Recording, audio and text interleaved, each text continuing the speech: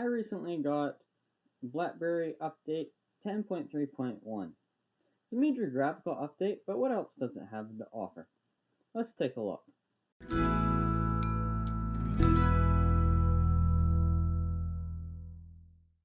I've been waiting a while for this update, mostly because I was interested in the Amazon App Store, which would allow me to download some Android apps onto my Blackberry. I was hoping this would really revive Blackberries for me because right now my main issue with them is certain apps, like the app I use to control my camera, DSLR controller, is not able to be used on my phone.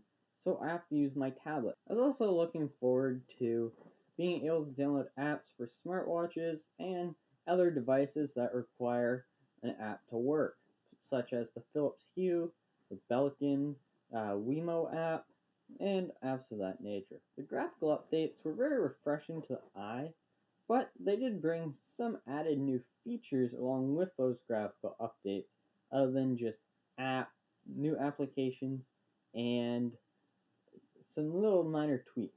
So they updated the camera, they added in panorama, they added in a really nice UI, and it made it much nicer to use, where you can actually select your focus point now.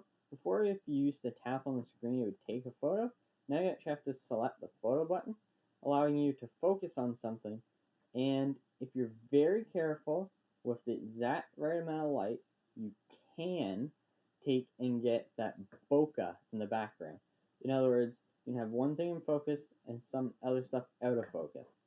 Because as you know, when you're taking pictures with your phone, it's always everything's in focus or nothing's in focus.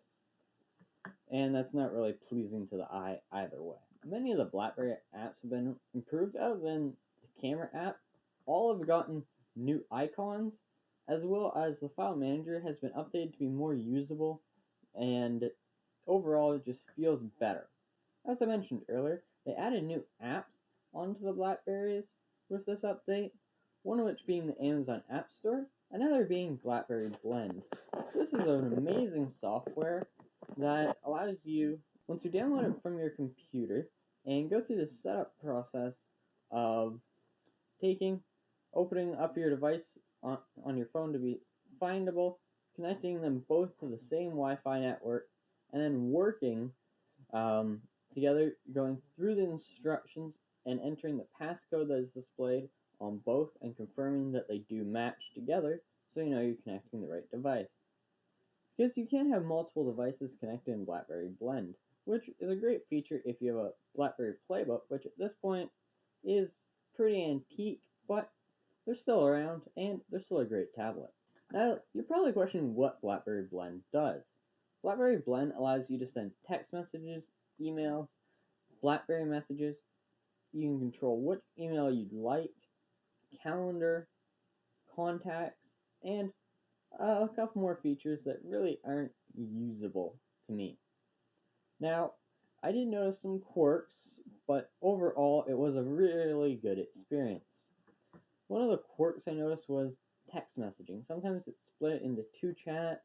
It sometimes takes a second to 3 seconds maybe to send a text message. You don't really notice it after a day, 2 days is what I found.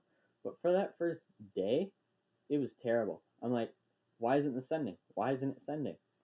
It was really annoying, especially since I have a monitor I look up to use Blackberry Blend on, and I ran into the issue of, oh, well then, not sure about that, and it's like, oh, gotta watch it up there?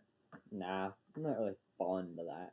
Blackberry Blend is my favorite part of this update because of the added functionality that it adds, and something that I really don't know that you can do with Apple devices unless you're dealing with the Mac ecosystem, which really, I don't like Macs, so it's not really useful to me, but maybe useful to someone else. And then there's Android. I don't know of anything for Android, but something has to be out there like Blackberry Blend. Just for me with a Blackberry, it added so much functionality that I can now just take and leave my phone over on my nightstand and charge it. and know anytime I'm about to leave the house or go somewhere, I can just grab it and walk out with a full charge, not having to worry. Yet I still get the text and email. BlackBerry released Blackberry Assistant. As you can probably tell by the name, it's kind of like Siri or Google Now. Well, it is a bit slower than Siri and a bit more accurate than Google Now, for the most part, unless you're talking about Google related stuff, in which case obviously Google Now has to be the best. But it it allows me now to experience this voice assistant. It's been around since Siri came out on the iPhone 4S. I have not had a phone that had it, so I haven't been able to comment or experience it. I've got to mess around with it for an hour here, an hour there. But once I got it and I got to using it on a daily basis, this was something I found that was really great and something that I welcome into the BlackBerry ecosystem. Although I'm not sure it's so much of an ecosystem anymore, as it seems to be a dying company, or dying software company, hardware company. I don't know. They rebranded themselves as something like that. Overall, this update is a really good update. It's graphically refreshing to the eye, adds some much needed functionality, and some extra bonuses that are for different people, different categories. But the main core stuff, I believe, can be used by most people out there, making it an update really for the masses and not for a specific group, which we've seen with BlackBerry catering to a specific kind of audience, usually on the enterprise side, but when they are targeting on the enterprise side, it's usually for a specific industry or case use for that enterprise.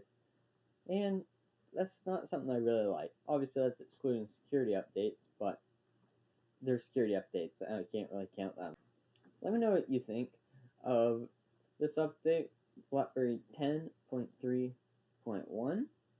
Let me know in the comments down below, and head over to Twitter or my Facebook, which will be linked down below, to find out about when these videos will be coming live, as well as to find out a day early.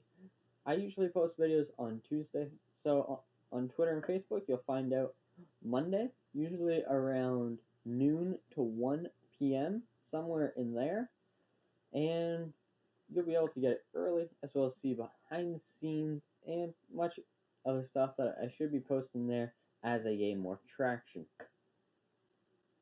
Anyways, as always, I'll see you guys in the next one.